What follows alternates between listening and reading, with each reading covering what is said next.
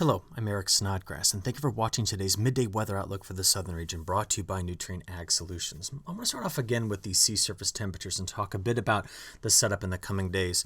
First of all, where our last two tropical cyclones have gone through, both Dorian and Umberto, you can see the cool water trail that we have left behind here. But elsewhere outside of that region, we can see that much of the rest of the western Atlantic basin, the Caribbean, and the Gulf of Mexico do have quite warm water. And this, again, is temperatures compared to normal. So why I bring this up is because, first of all, Umberto is out to sea. We can see that the ensemble members have now really honed in on keeping this away from the northeast, and it is out and out of our way. But look at what's going on right now in the Gulf of Mexico. This is an infrared satellite animation just showing you the last 24 hours or so of what we were watching. And overall, your eyes are, of course, drawn to the circulation around Umberto. But moving off sea, we're gonna leave this one alone and not talk about it too much, and instead focus on the convection that we're watching right into this area. In my Monday morning video, I suggested that this is the area that we should watch most carefully as it slowly meanders under a larger ridge forming in the mid part of the country as to be our next big rainmaker for the southern region. And to show you what I'm talking about here, this is an animation, again, from early this morning of the convection, the slow circulation of these thunderstorms around what is a very weak center of circulation still well offshore here. So we got in here to the radar that is in the Houston-Galveston area. And just to show you, this is a 2-hour loop, and you can see how slowly these thunderstorms are moving. So the flood potential for this is very high. And remember, it's hitting a part of Texas that has been very, very dry as of late. So what's the upper level doing throughout much of the next couple of days? Well, it's dipping into a pretty sizable trough out west and building into a large ridge, a big dome of higher pressure sitting in this area. So what do we notice? Well, there is, some circulation. There's a small ridge to the south that's helping to steer this system. You see the steering winds on this side pushing it north, and you can also see the air flowing in this direction kind of under that ridge. But this is relatively weak steering flow, and as the air comes around that ridge, it's just going to take this system and kind of funnel it right in through this direction slowly over the next 48 hours. And that's going to be the key here, is to see where this goes in the next 48 hours. So this is an animation from the NAM model, high-resolution NAM model. And what do you notice is that outside of the pulse of tropical thunderstorms that's coming into the Houston-Galveston area, then moving slowly up the eastern part of Texas, there's not a whole lot to discuss here for the southern region. A sneaky little cold front is trying to work its way along the east coast here, just bringing in some slightly cooler temperatures compared to average. As you can see it there, just see the kind of the scattered showers moving in there on the Appalachian Mountains. But outside of that, this is our only main region of convective activity and heavy rainfall right in through this corridor. So to put it all together, this is over the next 5 days, just over the next 5 days, because a little bit beyond that's tricky to see the timing of yet another big low that's coming off the northwest, and it's going to race through the middle part of the country. So we do see the potential in there for picking up several inches of rainfall, possibly 6 to 10 inches of rainfall in this area. So the flood threat here is high. And as this system moves to the north, the uncertainty lies right in this corridor. So parts of Arkansas, getting over into Oklahoma, but Kansas and Missouri. I know that you're not seeing much rain as you're watching the video this morning, but depending on the timing of our next low pressure system that sneaks through here, we could kind of leave a frontal boundary stretched right into this area on which the moisture from this could interact. In other words, continue to be lifted into the atmosphere and produce a lot more rain than what we see in this animation just over the next 5 days. Also, why is it staying so dry in the southeast? Well, we have basically higher atmospheric pressures sitting here just pumping this system in. And the higher pressures convectively suppressing things, so just not allowing for the thunderstorms to pop. And as a result, things look relatively dry.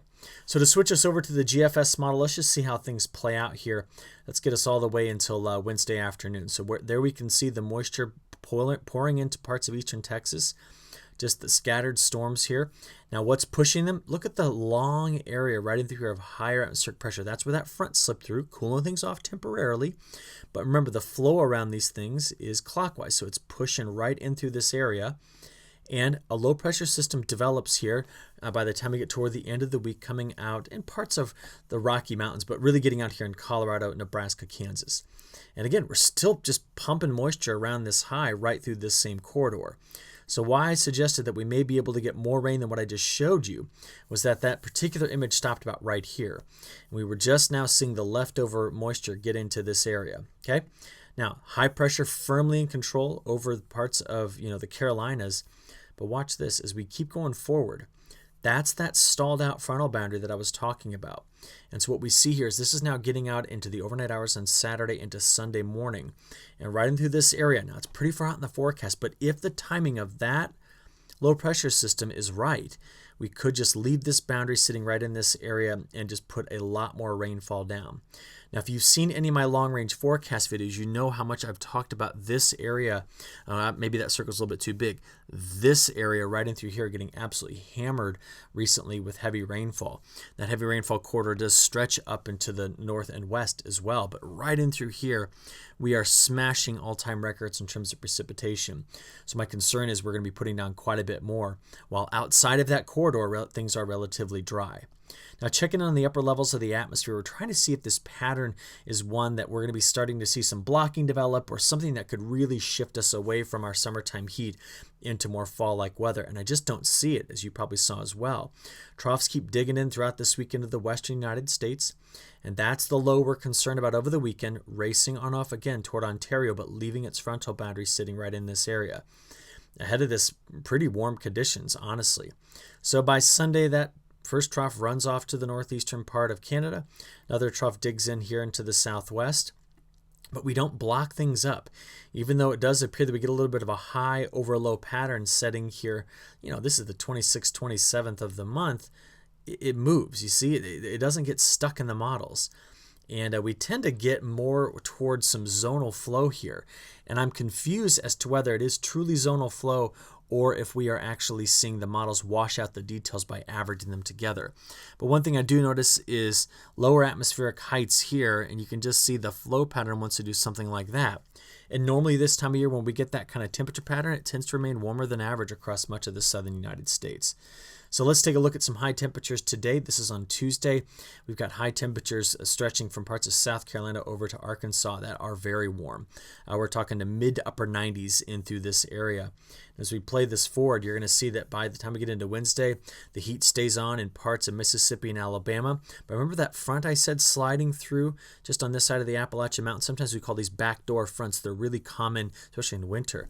We get some cooling down of the air as as high pressure builds in. Look at the 70s, upper 70s for highs, while we're scorched here in Alabama and Mississippi and parts of the Mid-South getting over toward Arkansas.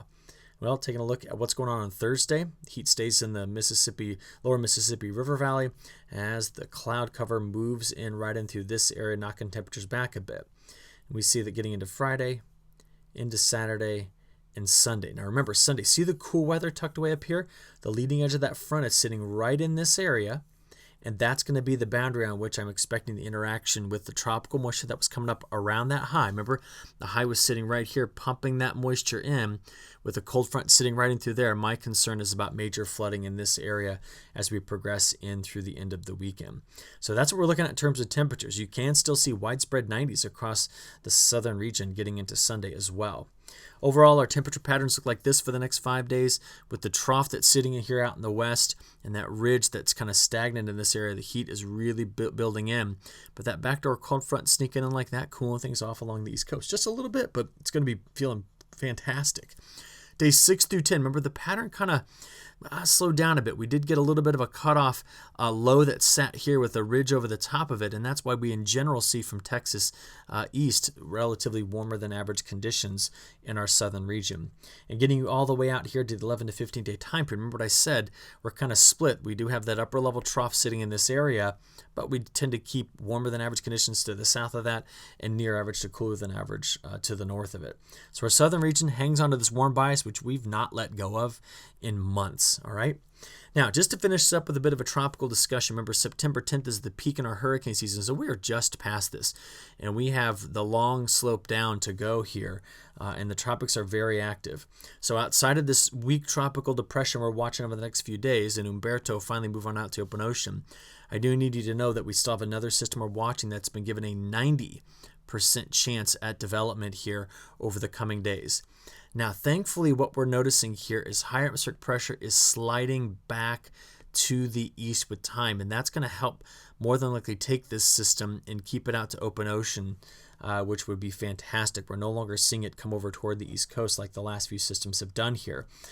You can see that maybe better by looking at the latest long-range forecast of this system over there on the right. But I'll tell you, over the next few weeks, we're going to be seeing, if you notice where I'm drawing in black here, we're seeing an eastward progression of our best upper level support for letting the tropics really get going with more activity.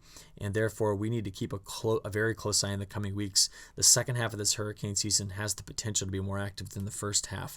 So let's watch it together. And that's why we do these videos so frequently. But with that, I'll go ahead and wrap up our forecast video. We at Nutrien thank you for your attention. Have a great week, and we'll talk to you soon. Thank you.